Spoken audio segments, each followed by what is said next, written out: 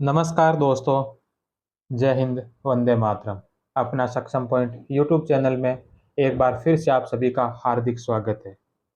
आप सभी ने दीपावली का उत्सव बड़े धूमधाम से बनाया होगा। आज से हम पुनः अपनी क्लासेस कंटिन्यू करते हैं। अब हमारा अगला त्यौहार तभी आएगा जिस दिन हमारा फर्स्ट ग्रेड का एग्ज़ाम होगा। तब तक कोई त्यौहार नहीं है और अपनी तैयारी जारी रखनी है। तो करते हैं हम आज की क्लास को शुरू। हम फर्स्ट ग्रेड हिस्ट्री के टेस्ट सीरीज का सॉल्यूशन कर रहे थे, जो test series doctor Ganpat Singh Rajpurohit sir के द्वारा करवाई गई थी। तो इसके अब तक हमने 19 टेस्ट कर लिए हैं। आज 20वां टेस्ट है। 19 टेस्ट हमने दीपावली से पहले तक कंप्लीट कर लिए थे। आज 20वां टेस्ट हम शुरू कर रहे हैं। 20वें टेस्ट में हम पढ़ेंगे भारतीय स्वतंत्रता संग्राम। भारतीय स्वतंत्रता संग्राम जो 1857 से लेके और 1919 तक के मध्य का जो भारतीय स्वतंत्रता संग्राम है, उससे संबंधित प्रश्न होने वाले हैं। तो करते हैं आज की क्लास को शुरू। आज की क्लास का पहला प्रश्न है कि नासिक के जिलाधिकारी जैक्सन की हत्या के आरोप में निम्नलिखित में से किसको फांसी नहीं दी गई। तो नासिक के जिलाधिकारी थे जैक्सन। जैक्सन की हत्या के आरोप में किसको फांसी नहीं दी गई थी। तो अनंत लक्ष्मण कान्हारे, कृष्ण गोपाल कर्वे और विनायक नारायण देशपांडे, इन तीनों को जो जैक्सन की हत्या के आरोप में फांसी दी गई थी, मदन लाल ढींगरा इसमें शामिल नहीं था। 21 दिसंबर 1909 को नासिक में कृष्ण गोपाल कर्वे के नेतृत्व वाले समूह के एक सदस्य अनंत लक्ष्मण कान्हारे ने नासिक जिलाधिकारी जैक्सन की गोली मारकर हत्या कर दी। तब जैक्सन की हत्या के आरोप में अनंत लक्ष्मण कान्हारे, गोपाल कृष्ण कर्वे और विनायक नारायण देशपांडे को अप्रैल 1911 में फांसी दे दी गई थी। नेक्स्ट क्वेश्चन है कि अलीपुर षड्यंत्र केस। अलीपुर षड्यंत्र केस का सरकारी गवाह नरेंद्र गोसाई की हत्या किस क्रांतिकारी ने की थी। तो अलीपुर षड्यंत्र जो केस था, इसका जो सरकारी गवाह बना था नरेंद्र गोसाई, इसकी हत्या की थी कन्हैयालाल दत्त के द्वारा। 1908 में मानिकतला में क्रांतिकारियों के निवास स्थान पर पुलिस ने छापा मारकर अरविंद घोष सहित 34 व्यक्तियों को गिरफ्तार किया और यह मामला अलीपुर षड्यंत्र केस के नाम से जाना गया। चितरंजन दास ने पैरवी करते हुए अरविंद घोष को रिहा करवा दिया, लेकिन 15 क्रांतिकारियों को सजा हुई। नरेंद्र गोसाई के सरकारी गवाह बन जाने पर 31 अगस्त 1908 को कन्हैयालाल दत्त और सत्येंद्र बोस ने उसकी जेल में गोली मारकर हत्या कर दी थी। नेक्स्ट क्वेश्चन है कि सावरकर ने 1857 के शहीदों की याद में ओहो मोटर्स पर्चा कब जारी किया था। तो यह पर्चा जारी किया था 1908 ईस्वी में। 10 मई 1908 को लंदन में 1857 की वर्षगांठ का आयोजन हुआ। इस अवसर पर सावरकर ने ओ मार्टियर्स ए शहीदों शीर्षक से अंग्रेजी में 4 पृष्ठ लंबे पैम्पलेट की रचना की थी। नेक्स्ट क्वेश्चन है कि कांग्रेस आंदोलन न तो लोगों के द्वारा प्रेरित था और न ही यह उनके द्वारा सोचा गया योजनाबद्ध किया गया था। यह कथन किसका था। तो यह किसने कहा था कि जो कांग्रेस आंदोलन है न तो लोगों के द्वारा प्रेरित था और न ही यह उनके द्वारा सोचा गया या फिर योजनाबद्ध किया गया था। तो यह बात कही थी लाला लाजपत राय ने। लाला लाजपत राय ने 1916 में लिखी अपनी पुस्तक यंग इंडिया में कांग्रेस के असफलता का यह पहला कारण माना था। नेक्स्ट क्वेश्चन है कि महात्मा गांधी के द्वारा हिंद स्वराज नामक पुस्तक की रचना किस वर्ष की गई थी। तो महात्मा गांधी ने जो पुस्तक लिखी थी हिंद स्वराज, इसका जो प्रकाशन हुआ था, यह हुआ था, इसकी रचना 1909 में की गई थी। 1909 में स्वराज्य प्रेमी भारतीय नवयुवकों के साथ लंदन में हुई बातचीत के आधार आधार बनाकर गांधी जी ने दिसंबर 1909 में के इंडियन ओपिनियन में हिंद स्वराज शीर्षक से गुजराती में एक काल्पनिक संवाद प्रकाशित किया, जिसका अंग्रेजी अनुवाद अगले वर्ष नेटाल से इंडियन होम रूल नाम से प्रकाशित हुआ था। नेक्स्ट क्वेश्चन है कि निम्न में से किस अंग्रेज ने 1907 में भारतीय राष्ट्रीय कांग्रेस के सूरत अधिवेशन में भाग लिया था। तो भारतीय राष्ट्रीय कांग्रेस का जो 1907 में सूरत अधिवेशन हुआ था, इस अधिवेशन में कौन से अंग्रेज ने भाग लिया था। तो वह थे रदरफोर्ड। लिबरल पार्टी के प्रतिनिधि डॉक्टर रदरफोर्ड सूरत अधिवेशन को देखने वाले विशेष रूप से भारत आए थे। तो सूरत अधिवेशन को देश ने देखने के लिए डॉक्टर रदरफोर्ड जो विशेष रूप से भारत आए थे। नेक्स्ट क्वेश्चन है कि मदनलाल ढींगरा ने 1 जुलाई 1909 को इंडिया ऑफिस में political ADC colonel sir William Curzon Wyllie की गोली मारकर हत्या कर दी थी। तब किस भारतीय नेता ने इसे भारत नाम को कलंकित करने वाला घृणित कार्य बताया था। तो जब मदन लाल ढींगरा ने अ, विलियम कर्जन वायली की गोली मारकर हत्या की थी, उस समय जो भारतीय नेता थे गोपाल कृष्ण गोखले, इन्होंने इस घटना को भारत नाम को कलंकित करने वाला घृणित कार्य बताया था। तो गोपाल कृष्ण गोखले ने इसे भारतीय नाम को कलंकित करने वाला घृणित कार्य कहा था। नेक्स्ट क्वेश्चन है कि बर्लिन ने तलवार नामक समाचार पत्र का प्रकाशन निम्नलिखित में से किसके द्वारा किया गया था? तो बर्लिन का जो समाचार पत्र था तलवार नाम से, इसका प्रकाशन किसके द्वारा किया गया था? तो इसका प्रकाशन है जो वीरेंद्र नाथ चट्टोपाध्याय के द्वारा। वीरेंद्र नाथ चट्टोपाध्याय ने बर्लिन से तलवार नामक समाचार पत्र का प्रकाशन किया था। तो तारकनाथ दास ने वैंकूवर में प्री हिंदुस्तान नामक मासिक पत्रिका निकाली थी। रामनाथ पुरी ने हिंदू में सर्कुलर ए आजादी नामक पत्रिका निकाली थी। नेक्स्ट क्वेश्चन है कि कांग्रेस के किस अधिवेशन में पहली बार महिला प्रतिनिधियों ने भाग लिया था? तो कांग्रेस का जो कौन सा अधिवेशन था जिसमें पहली बार महिला प्रतिनिधियों ने भाग लिया था? तो वह कांग्रेस का था बंबई का अधिवेशन जो 1889 में हुआ था। 1889 के बंबई अधिवेशन में पहली बार महिला प्रतिनिधियों ने भाग लिया था। नेक्स्ट क्वेश्चन है कि मेरा लक्ष्य करो, मेरा लक्ष्य करों को हटाना तथा अनावश्यक कानून के निर्माण को रोकना है। यह कथन किस वायसराय का था? तो यह कथन कौन से वायसराय ने कहा था कि मेरा लक्ष्य करों को हटाना तथा अनावश्यक कानून के निर्माण को रोकना है? तो यह घोषणा की थी लॉर्ड नॉर्थब्रुक ने। नॉर्थब्रुक ने शासक के रूप में किसी नवीन वस्तु का प्रारंभ नहीं किया, बल्कि अपने पूर्ववर्ती लोगों की नीतियों का अनुसरण करता रहा था। नेक्स्ट क्वेश्चन है कि निम्नलिखित में से किस वायसराय ने भारतीय शासकों को राय बहादुर तथा खान बहादुर जैसी उपाधियां दी थी? तो कौन से वायसराय थे जिन्होंने भारतीय शासकों को जो राय बहादुर और खान बहादुर की उपाधियां दी थी? तो यह दी थी लॉर्ड मेयो ने। नेक्स्ट क्वेश्चन है कि निम्न में से किस वर्ष भारत के सिंचाई के विकास के लिए मानक्रिफ आयोग का गठन किया गया था? तो कौन से वर्ष है जो भारत के सिंचाई विकास के लिए मानक्रिफ आयोग का गठन हुआ था? तो मानक्रिफ आयोग का गठन हुआ था 1901 में। 1901 में सर कॉलिन स्क्रॉट मानक्रिफ की अध्यक्षता में एक सिंचाई आयोग का गठन हुआ था। नेक्स्ट क्वेश्चन है कि निम्न में से किसने स्वदेशी स्टीम नेविगेशन कंपनी की स्थापना की थी? तो स्वदेशी स्टीम नेविगेशन कंपनी की जो स्थापना है यह की थी वी.ओ. चिदंबरम पिल्ले के द्वारा। वी.ओ. चिदंबरम पिल्ले ने 1906 में स्वदेशी स्टीम नेविगेशन कंपनी की स्थापना की जो कोलंबो तक जहाज चलाती थी। नेक्स्ट क्वेश्चन है कि बंगाल विभाजन जो 1905 में हुआ था के संबंध में निम्न में से कौन सा सही नहीं है? तो बंगाल विभाजन विभाजन से संबंधित कुछ कथन दे रखे हैं, इनमें से कौन सा सही नहीं है?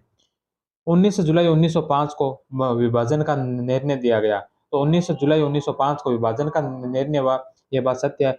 6 अगस्त 1905 6 अगस्त 1905 को विभाजन के विरोध में कलकत्ता के टाउन हॉल में स्वदेशी आंदोलन की घोषणा हुई थी। तो ये बात है जो गलत है। दूसरा जो इसका असत्य है, तीसरा 16 अक्टूबर 1905 को विभाजन प्रभावी हुआ था। तो 16 अक्टूबर 1905 को जो विभाजन प्रभावी हुआ था, यह भी सत्य है और 1911 में विभाजन पुनः रद्द कर दिया था। यह किया गया था हार्डिंग द्वितीय के द्वारा। तो हार्डिंग द्वितीय ने जो 1911 में इस बंगाल विभाजन को पुनः रद्द कर दिया था।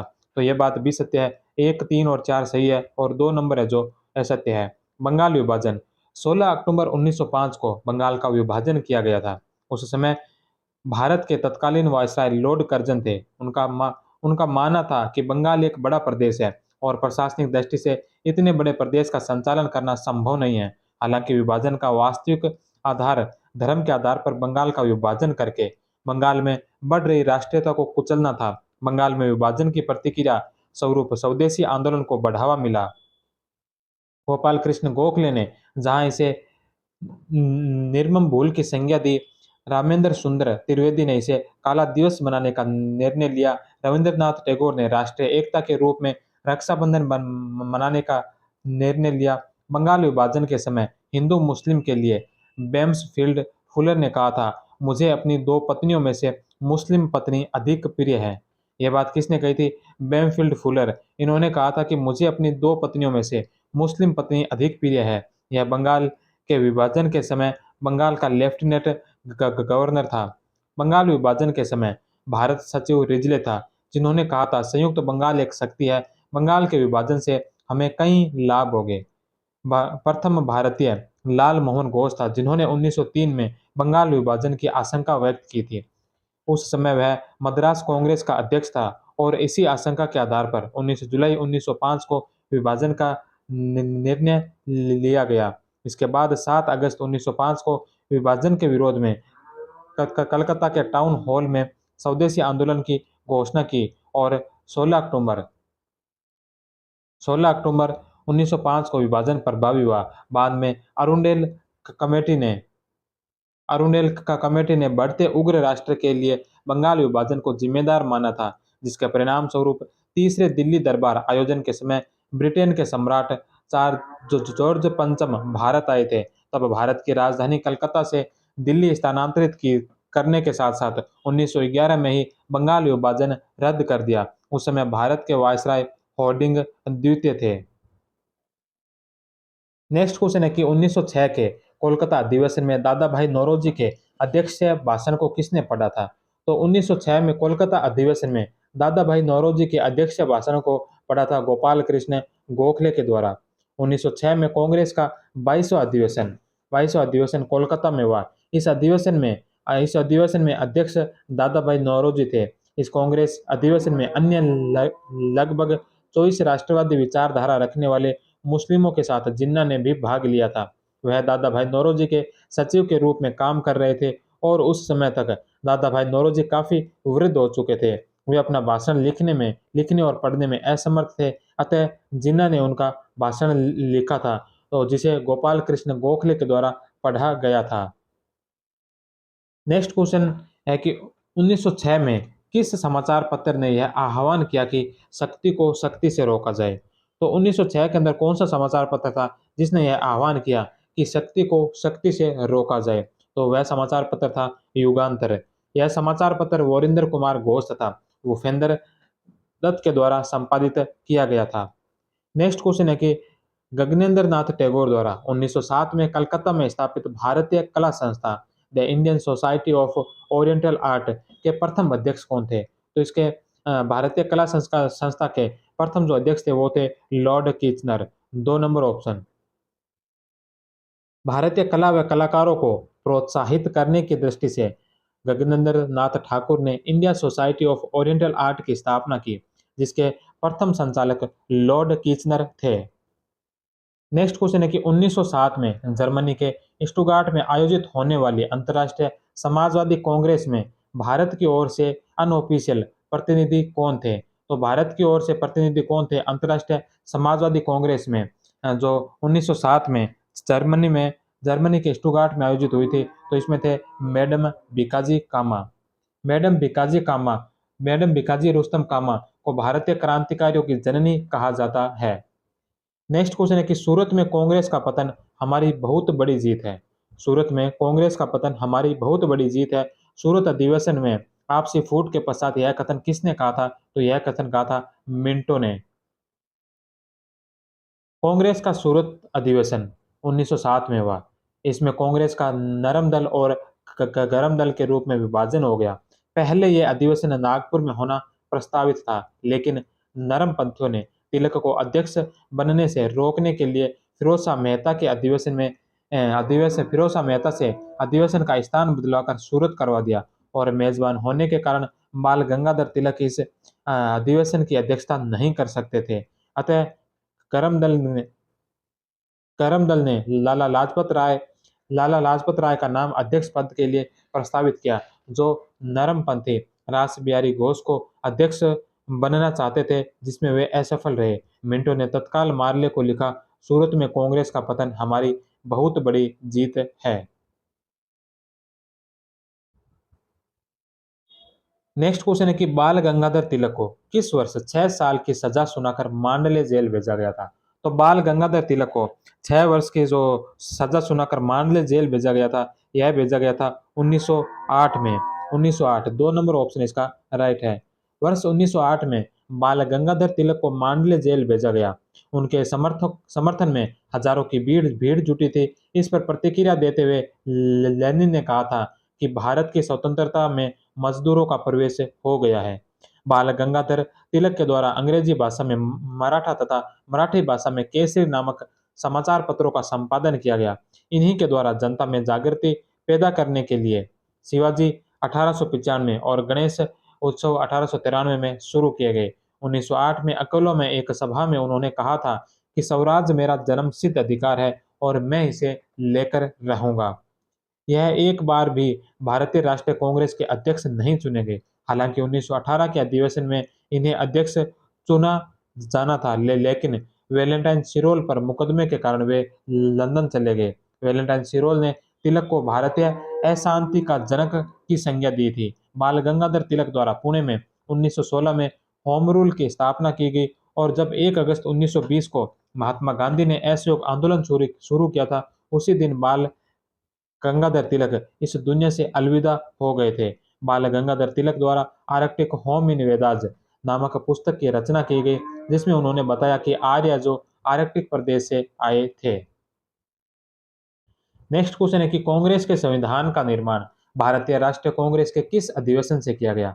तो कांग्रेस के संविधान का निर्माण है जो भारतीय राष्ट्रीय कांग्रेस के किस अधिवेशन में किया था? तो यह किया था 1899 के अधिवेशन में। 1899 के लखनऊ अधिवेशन में पहली बार कांग्रेस ने एक संपूर्ण विधान स्वीकृत किया था। नेक्स्ट क्वेश्चन है कि तारकनाथ दास ने 1908 में कनाडा के वैंकूवर में फ्री हिंदुस्तान नामक पत्र निकाला। इन्होंने जीडी कुमार के साथ मिलकर अमेरिका के सिएटल में किस संगठन की स्थापना की थी?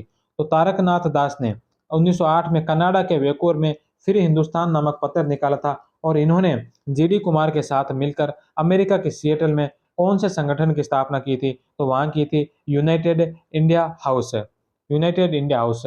फ्री हिंदुस्तान नामक पत्र तारकानाथ दास द्वारा निकाला गया था। नेक्स्ट क्वेश्चन है कि मुस्लिम लीग के संस्थापक कौन थे? तो मुस्लिम लीग के संस्थापक थे सलीम उल्लाह खां। 1 अक्टूबर 1906 को सर आगा खां के नेतृत्व में एक मुस्लिम प्रतिनिधि मंडल शिमला में गवर्नर जनरल लॉर्ड मिंटो द्वितीय से मिला। मिंटो ने संघ या संगठन बनाने की सलाह दी।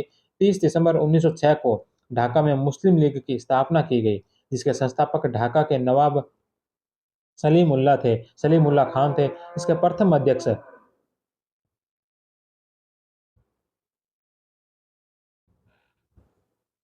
प्रथम अध्यक्ष जो वकार उल मुल्क थे। 1908 में सर आगा खां को मुस्लिम लीग का स्थायी अध्यक्ष बनाया गया था। नेक्स्ट क्वेश्चन है कि षड्यंत्र केस दिल्ली षड्यंत्र केस के तहत निम्नलिखित में से किसको फांसी की सजा नहीं हुई? तो दिल्ली षड्यंत्र केस के तहत किसको फांसी की सजा नहीं हुई थी? तो वह नहीं हुई थी दीनानाथ को, अवध बिहारी को, मास्टर अमीचंद को और बाल मुकुंद को। इन तीनों को जो दिल्ली षड्यंत्र केस में फांसी की सजा सुनाई गई थी।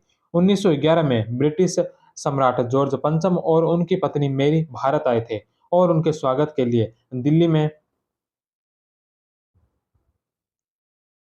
तृतीय दिल्ली दरबार का आयोजन किया गया। उस समय भारत के वायसराय लॉर्ड हॉर्डिंग थे। इस दिल्ली दरबार में दो बड़ी घोषणाएं की गई। पहली, भारत की राजधानी कलकत्ता से दिल्ली स्थानांतरित कर दी गई और दूसरी, बंगाल का विभाजन रद्द कर दिया गया, जो लॉर्ड कर्जन के द्वारा 16 अक्टूबर 1905 को किया गया था।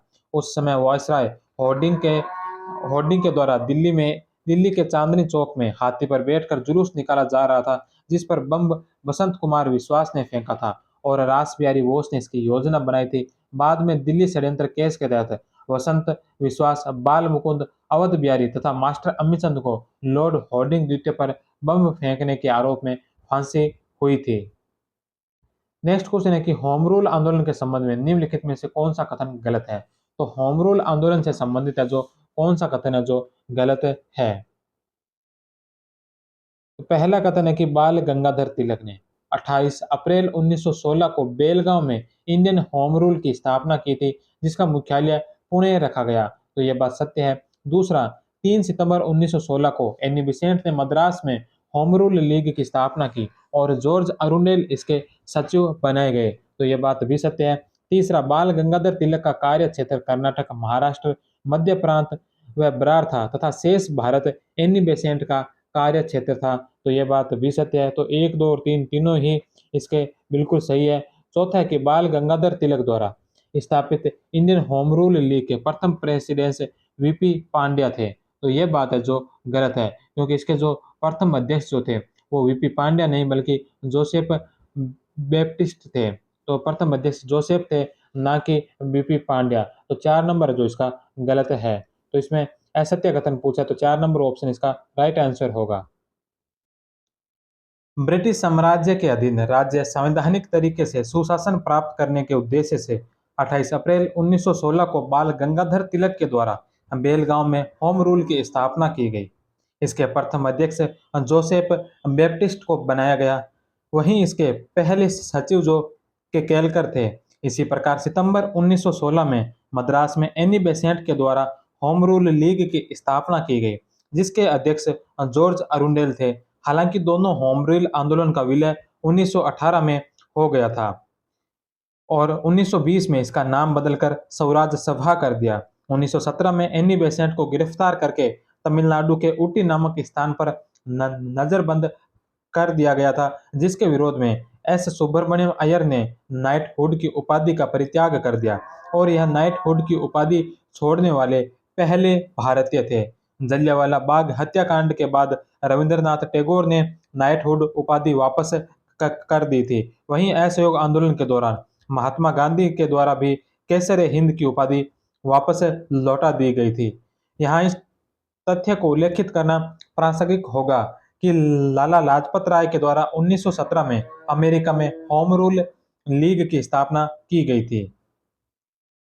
नेक्स्ट क्वेश्चन है कि अखिल भारतीय उदारवादी संघ की स्थापना सुरेंद्रनाथ बनर्जी के द्वारा किस वर्ष की गई? तो अखिल भारतीय उदारवादी संघ की स्थापना सुरेंद्रनाथ बनर्जी के द्वारा जो की गई थी वह की गई थी 1918 के अंदर। 4 नंबर ऑप्शन इसका राइट आंसर है। अखिल भारतीय उदारवादी संघ सुरेंद्रनाथ बनर्जी के नेतृत्व में कांग्रेस के उदारवादी नेताओं ने 1918 में बनाया था और यह कांग्रेस का दूसरा विभाजन था। नेक्स्ट क्वेश्चन है कि निम्नलिखित में से किस वर्ष रिचर्ड स्टेजी की अध्यक्षता में भारतीय अकाल आयोग का गठन किया गया? तो निम्नलिखित में से कौन से वर्ष रिचर्ड स्टेजी की अध्यक्षता में भारतीय अकाल आयोग का गठन हुआ? तो यह हुआ था 1878 ईस्वी में। अकाल आयोग 1878 में वायसराय लॉर्ड लेटन के द्वारा सर रिचर्ड स्टेजी की अध्यक्षता में स्थापित हुआ। इस आयोग की सिफारिश पर अकाल संहिता की रचना की गई थी। 1897 में वायसराय लॉर्ड एल्गिन ने सर जेम्स लायल की अध्यक्षता में पुनः एक अकाल आयोग की स्थापना की थी। द्वितीय आयोग ने प्रथम आयोग द्वारा निर्धारित सिद्धांतों का समर्थन किया और अकाल सहायता योजना के विस्तृत कार्यान्वयन में परिवर्तन कर दिया। 1900 ईस्वी में वायसराय लॉर्ड कर्जन ने सर एंटोनी मैकडोनाल्ड की अध्यक्षता में तीसरा अकाल आयोग स्थापित किया था। नेक्स्ट क्वेश्चन है कि निम्न में से कौन सा गलत है? तो यहाँ पर 4 जो ऑप्शन दे रखे हैं इनमें से हमें बताना है कि कौन सा असत्य है। तो सबसे पहला ऑप्शन है कि इंडियन लीग की स्थापना 1875 में शिशिर कुमार घोष के द्वारा की गई थी। तो इंडियन लीग की स्थापना 1875 में शिशिर कुमार घोष के द्वारा की गई थी, यह बात बिल्कुल सही है। दूसरा इंडियन एसोसिएशन की जो स्थापना है ये 1876 में सुरेंद्रनाथ बनर्जी के नेतृत्व में हुई थी। तो इंडियन एसोसिएशन की स्थापना सुरेंद्रनाथ बनर्जी के नेतृत्व में 1876 में हुई थी, यह बात भी सत्य है। तीसरा मद्रास महाजन सभा की स्थापना 1884 में एम वीर राघवाचार्य, जी सुब्रमण्यम अय्यर, आनंद चार्लू तथा पी रांगया नायडू के नेतृत्व में हुई थी। तो मद्रास महाजन सभा की जो स्थापना 1884 में इनके नेतृत्व में हुई थी, जिनमें वीर राघवाचार्य, जी सुब्रमण्यम अय्यर, आनंद चार्लू तथा पी रांगया नायडू, ये बात सत्य है। चौथा, बॉम्बे प्रेसिडेंसी एसोसिएशन की स्थापना 1886 में फिरोज शाह मेहता, बदरुद्दीन तैयबजी तथा केटी तेलंग ने की थी। तो बॉम्बे प्रेसिडेंसी एसोसिएशन की जो स्थापना है यह फिरोज शाह मेहता, बदरुद्दीन तैयबजी और केटी तेलंग के द्वारा ही की गई थी।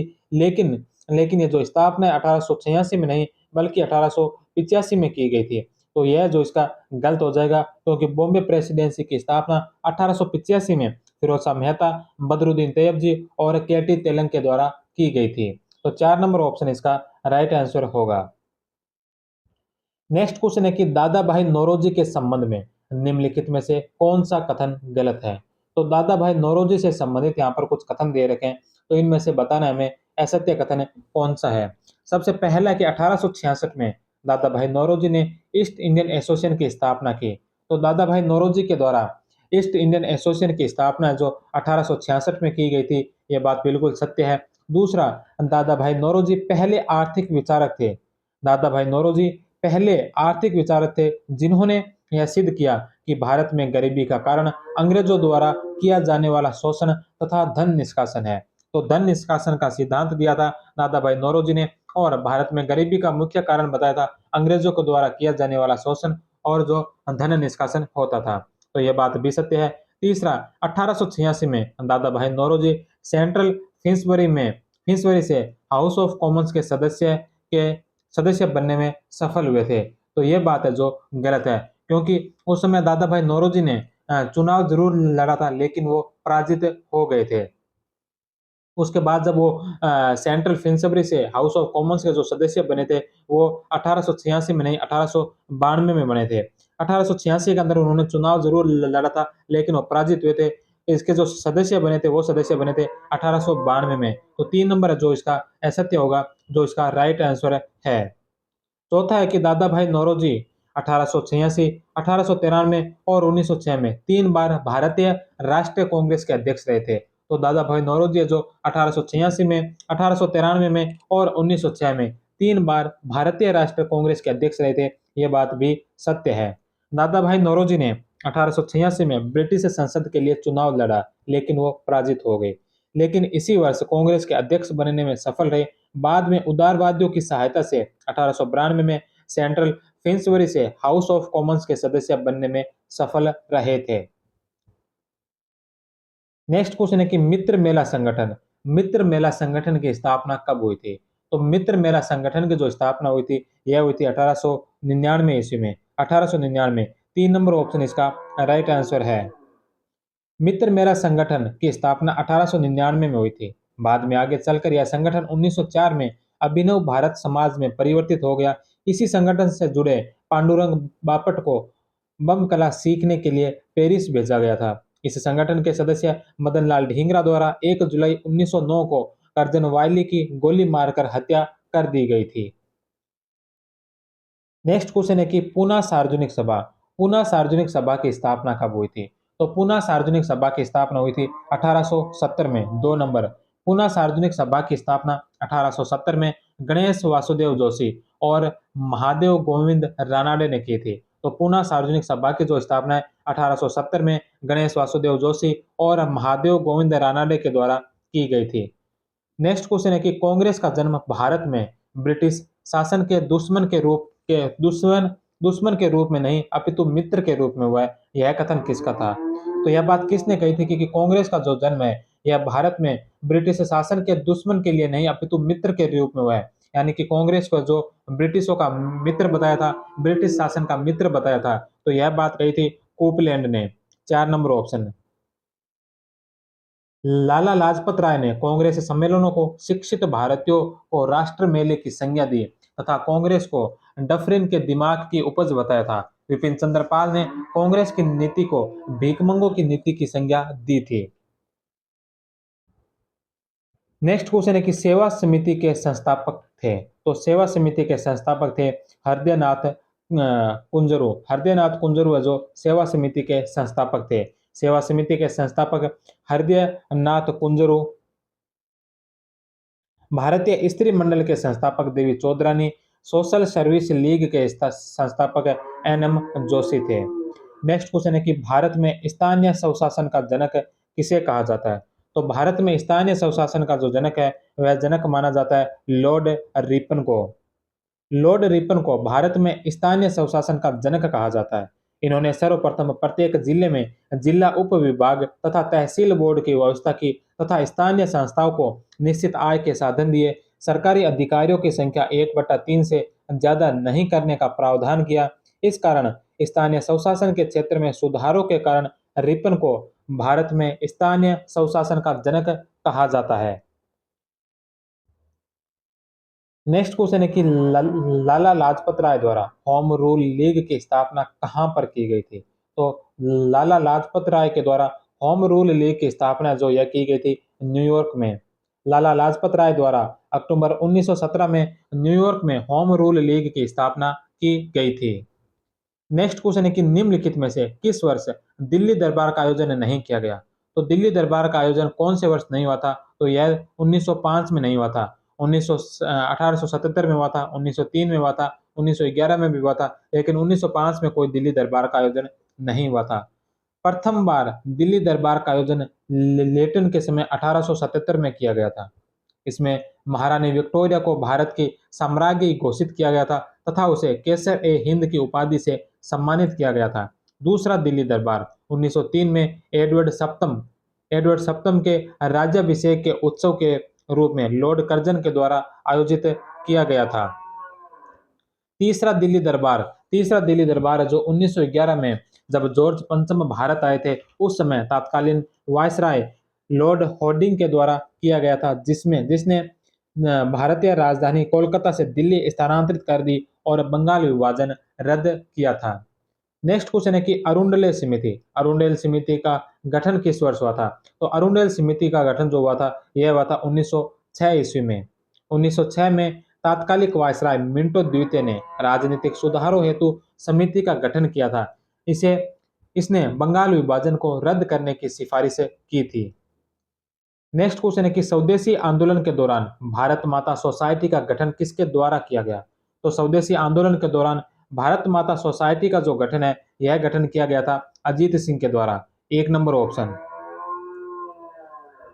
अजीत सिंह जो भगत सिंह के चाचा थे, इनके द्वारा स्वदेशी आंदोलन के दौरान भारत माता सोसाइटी का गठन किया गया था। भारत माता पत्रिका का प्रकाशन भी किया गया था। दिल्ली में सैयद हैदर रजा के द्वारा स्वदेशी आंदोलन का नेतृत्व किया गया था।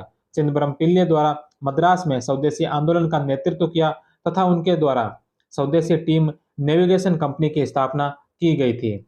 आंध्र प्रदेश में हरि सर्वोत्तम राव द्वारा स्वदेशी आंदोलन का नेतृत्व किया गया था। नेक्स्ट क्वेश्चन है कि ढाका में अनुशीलन समिति की स्थापना किसने की थी? तो अनुशीलन समिति की स्थापना ढाका के अंदर किसने की थी? तो ढाका में जो अनुशीलन समिति की जो स्थापना की थी, यह स्थापना की थी पुलिन दास के द्वारा। एक नंबर ऑप्शन इसका राइट आंसर है। अनुशीलन समिति की स्थापना 24 मार्च 1902 को शारीरिक प्रशिक्षण संस्था के रूप में सतीश चंद्र बसु के द्वारा की गई थी। ढाका में अनुशीलन समिति की स्थापना पुलिन बिहारी दास के नेतृत्व में हुई थी।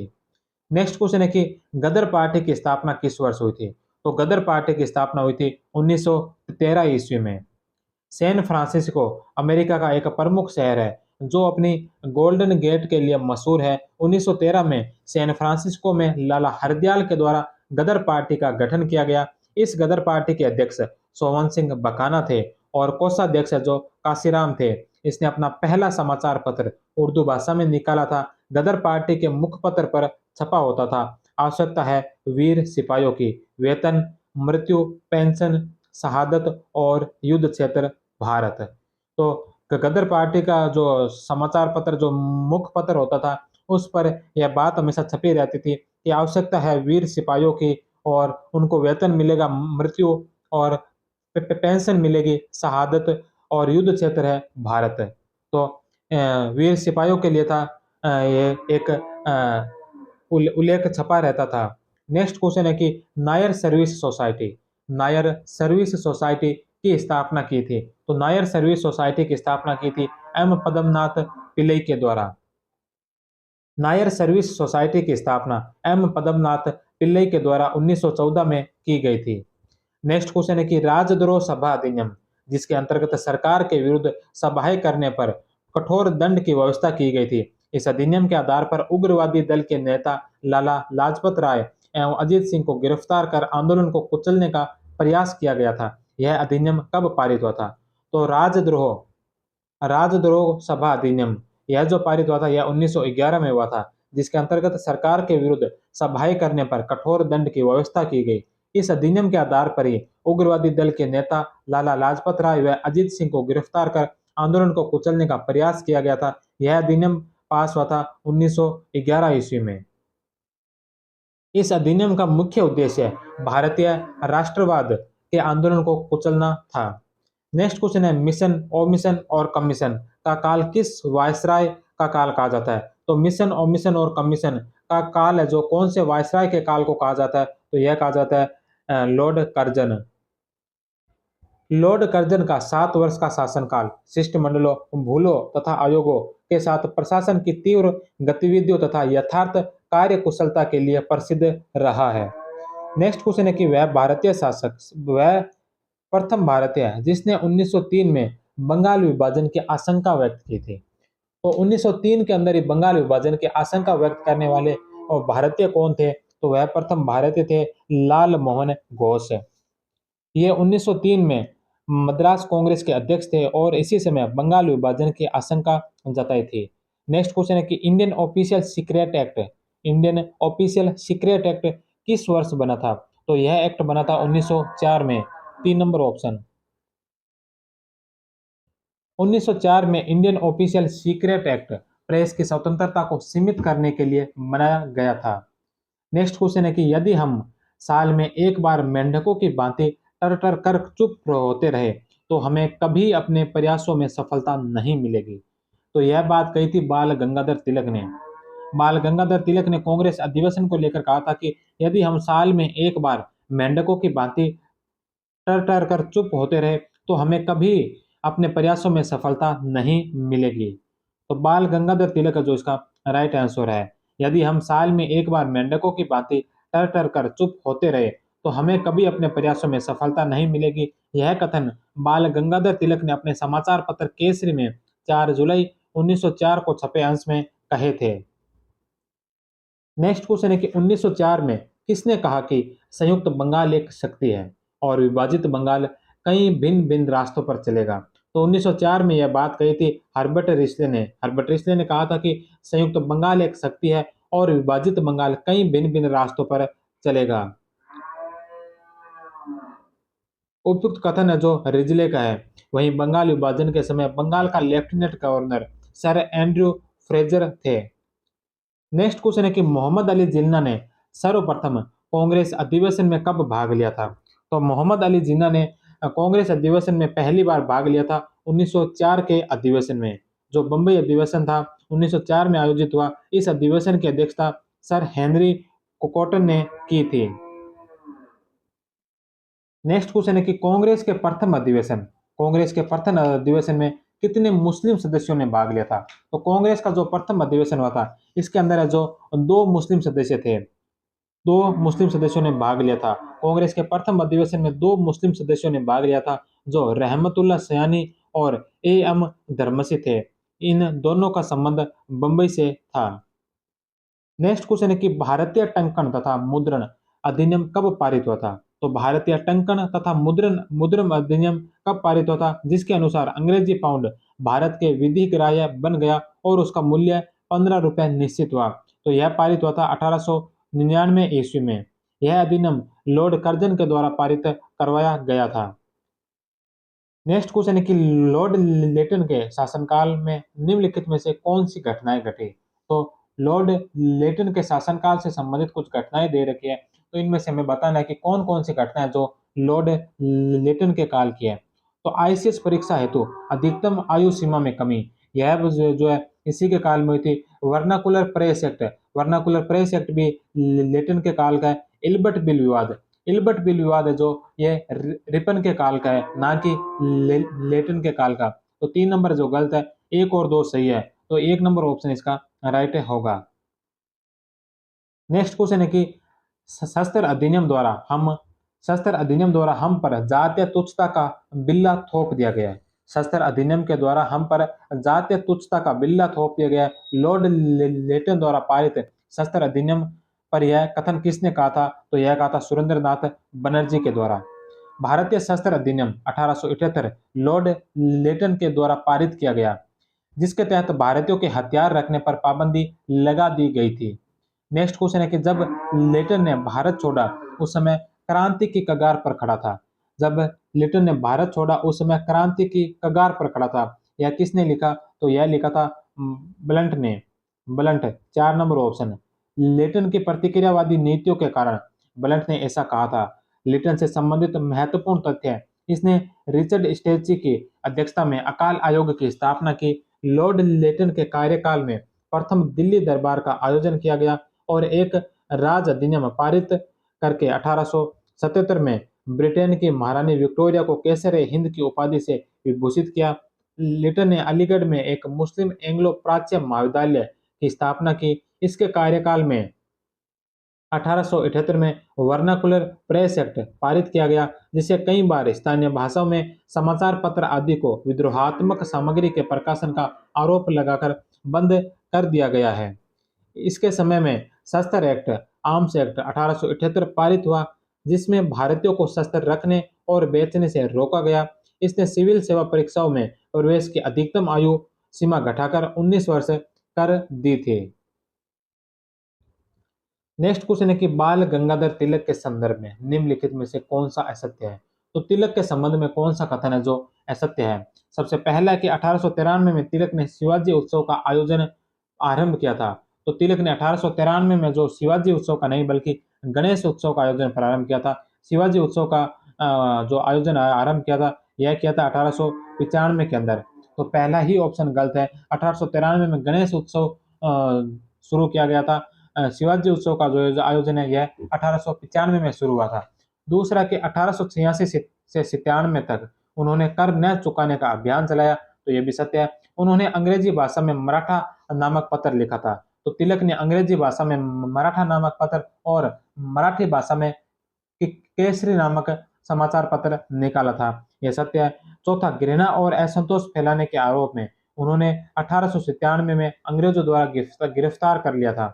तो घृणा और असंतोष फैलाने के आरोप में उन्हें 1897 में अंग्रेजों के द्वारा गिरफ्तार किया गया, यह बात भी सत्य है।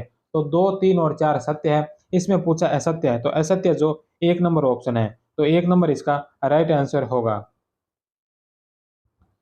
बाल गंगाधर तिलक के द्वारा 1893 में गणेश उत्सव, 1895 में शिवाजी उत्सव मनाना शुरू किया गया था। नेक्स्ट क्वेश्चन है कि कांग्रेस के किस अधिवेशन में पहली बार स्वराज को कांग्रेस का ध्येय बनाया था? तो कांग्रेस के कौन से अधिवेशन में स्वराज को जो कांग्रेस का ध्येय बनाया गया था? तो यह बनाया था कलकत्ता अधिवेशन 1906 के। 1906 के कलकत्ता अधिवेशन की अध्यक्षता दादा भाई नौरोजी ने की थी।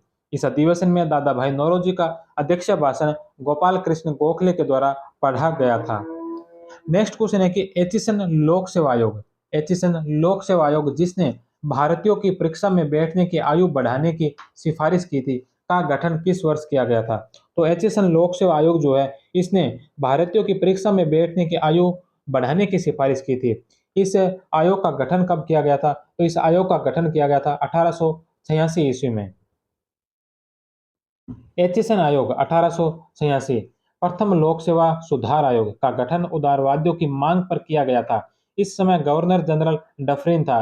इस आयोग ने 1887 में अपनी रिपोर्ट प्रस्तुत की, जिसे 1892 में स्वीकार किया गया। आयोग की सिफारिश पर इंडियन सिविल सर्विस परीक्षा की अधिकतम आयु बढ़ाकर 23 वर्ष कर दी गई।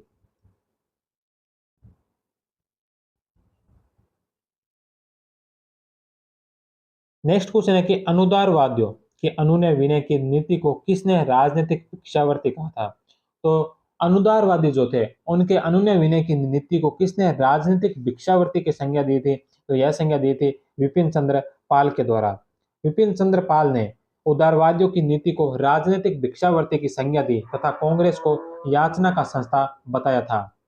नेक्स्ट क्वेश्चन है कि कांग्रेस के किस अधिवेशन में मुसलमानों की पृथक निर्वाचन व्यवस्था को स्वीकार कर लिया गया? तो कांग्रेस के कौन से अधिवेशन में मुसलमानों की पृथक निर्वाचन व्यवस्था को स्वीकार किया? तो यह किया गया था लखनऊ अधिवेशन में। 1916 के लखनऊ अधिवेशन की अध्यक्षता अंबिका चरण मजूमदार ने की थी। इस अधिवेशन में कांग्रेस ने 1909 के मार्ले मिंटो सुधार अधिनियम के तहत शुरू की गई मुसलमानों के लिए पृथक निर्वाचन व्यवस्था तथा सदन में 1/3 सीटों के आरक्षण का प्रावधान स्वीकार कर लिया। इसके बदले में मुस्लिम लीग कांग्रेस के स्वशासन की मांग का समर्थन करने पर सहमत हुई। नेक्स्ट क्वेश्चन है कि servants of India society, servants of India society की स्थापना किसके द्वारा की गई थी? तो सर्वेंट्स ऑफ इंडियन सोसाइटी की जो स्थापना की गई थी, यह की गई थी गोपाल कृष्ण गोखले के द्वारा। 4 नंबर ऑप्शन, गोपाल कृष्ण गोखले के द्वारा 1905 में सर्वेंट्स ऑफ इंडिया सोसाइटी की स्थापना की गई, जिसका उद्देश्य देश की सेवा के लिए समर्पित कार्यकर्ता तैयार करना था। इस सोसाइटी में श्रीनिवास शास्त्री, जी के देवधर, एन.एम. जोशी तथा हृदयनाथ कुंजरू शामिल थे। नेक्स्ट क्वेश्चन है कि निम्नलिखित में से कौन सा कथन लॉर्ड कर्जन के संबंध में सत्य है। तो लॉर्ड कर्जन से संबंधित यहाँ पर 4 कथन दे रखे हैं, इनमें से हमें बताना है कि कौन कौन सा कथन है जो लॉर्ड कर्जन से संबंधित सत्य है। पहला, गोपाल कृष्ण गोखले ने कर्जन की तुलना औरंगजेब से की थी। तो गोपाल कृष्ण गोखले ने कर्जन की जो तुलना है यह औरंगजेब से की थी, यह बात सत्य है। दूसरा, 1904 ईस्वी में प्राचीन स्मारक प्रतिरक्षण अधिनियम 1904 ईस्वी में बनाया, यह भी सत्य है। तीसरा, 1903 ईस्वी में द्वितीय दिल्ली दरबार का आयोजन किया गया था। तो लॉर्ड कर्जन के समय 1903 में ईस्वी में दिल्ली दरबार का आयोजन हुआ था, यह भी सत्य है। चौथा, 1902 ईस्वी में एंड्रयू फ्रेजर के नेतृत्व में पुलिस आयोग की नियुक्ति की, तो यह बात भी सत्य है। तो 1, 2, 3, 4 चारों ही जो ऑप्शन है जो इसके राइट है। पांचवा ऑप्शन भी है। पांचवा ऑप्शन है कि 1901 ईस्वी में सर कॉलिन स्कॉट मॉनक्रिफ की अध्यक्षता में सिंचाई आयोग की स्थापना हुई थी।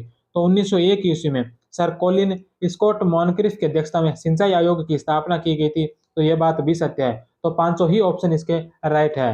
1, 2, 3, 4 और 5, 2 नंबर ऑप्शन इसका राइट आंसर होगा। लॉर्ड कर्जन के समय के महत्वपूर्ण कार्य। तो लॉर्ड कर्जन के समय के हम महत्वपूर्ण कार्यों की अगर बात की जाए तो उसमें पहला कार्य है कि लॉर्ड कर्जन के समय 1901 में मॉनक्रिफ अध्यक्षता में एक सिंचाई आयोग का गठन किया गया। 1904 में कोऑपरेटिव क्रेडिट सोसाइटी एक्ट पारित किया गया, जिसमें किसानों को आर्थिक सहायता देने के लिए सहयोग समितियों की स्थापना का प्रबंध किया गया। 1905 में पूसा में कृषि अनुसंधानशाला की स्थापना की गई। 1901 में कर्जन ने शिमला में शिक्षा विभाग के उच्चतम अधिकारियों तथा विश्वविद्यालयों के प्रमुख प्रतिनिधियों का सम्मेलन आयोजित किया। 1902 में थॉमस रेले की अध्यक्षता में गठित विश्वविद्यालय आयोग गठन किया तथा इसके रिपोर्ट पर 1904 में भारतीय विश्वविद्यालय अधिनियम पारित किया गया, जिसका उद्देश्य शिक्षा पर सरकारी नियंत्रण मजबूत करना था।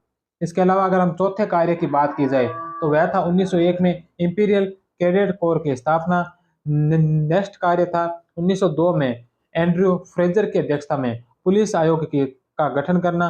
1904 में ऑफिशियल सीक्रेट एक्ट पारित करना और 7वें नंबर पर है 1904 में प्राचीन स्मारक कानून बनाया गया। तो ये थे लॉर्ड कर्जन के कुछ महत्वपूर्ण कार्य। और इन्हीं कार्यों के साथ आज की क्लास को हम यहीं पर समाप्त करते हैं।